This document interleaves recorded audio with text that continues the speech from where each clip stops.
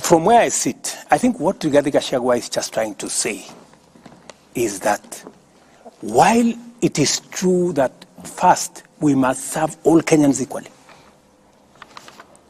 we must, to the extent possible, spread appointments across the country. And that's what I have tried as much as possible to do.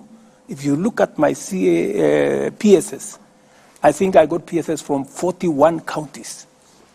If you look at the CASs, I got CASs, I think, from 45 counties.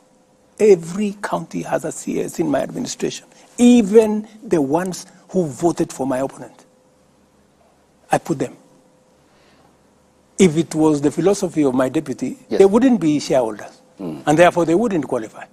But you know, there is an extent to which you must nationalize, you know.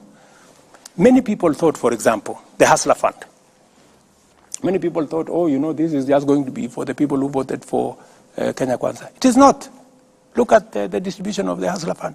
Every county in the Republic of Kenya equally. You know, you don't have to know nobody. You don't have to know your MP. You don't have to speak to nobody. It is your phone and Hustler Fund. You have your money, you move on. So that is, and precisely, my good brother Ayub, precisely what I was saying.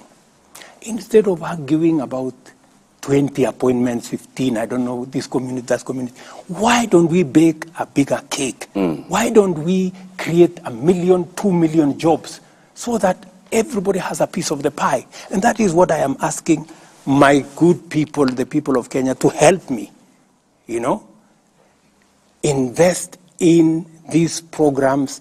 Let us pay our taxes. Let us contribute to the housing fund. Let us, those of us who have a job, let us not hold those who are without a job in contempt. They have not committed any crime. They are not lesser human beings. It is just that they don't have the opportunity me and you have. Let us do something about them also feeling part. Mheshimiwa, kabla mwelekezi wetu ama kiongozi wetu kumalizia, naomba tukate mzizi wa fitina kwa swali lake Ayub. Kwa hivyo sasa hivi unaweza kuambia Wakenya kwamba matamshi ya naibu wako unayakana na kuyakashifu kwamba serikali yako si kampuni ya hisa? Haya ni mambo yako. Kwa hivyo unamuunga mkono basi? Haya ni mambo yako. Tuambie. Nimewaambia, you know, yule bwana ni mtu mwenye ako na anaweza kujieleza. Mbona nyinyi mnakuja kumleta hapa, kumleta kwa mjadala hapa?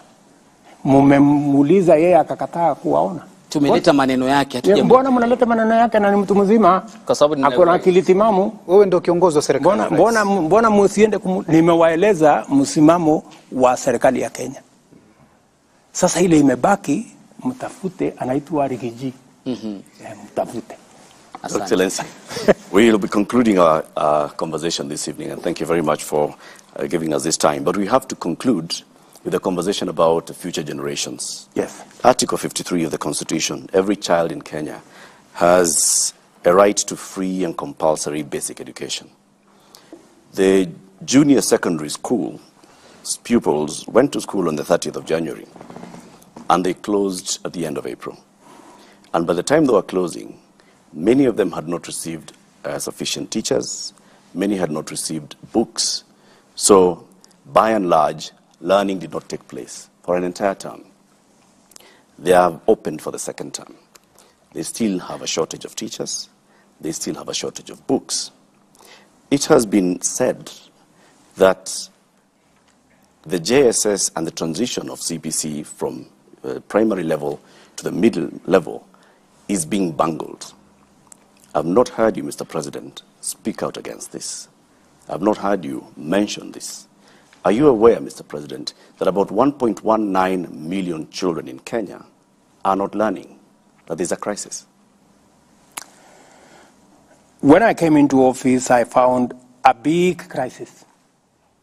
That is why I appointed a presidential party to look at education. And by the way, I believe that education is the most important instrument of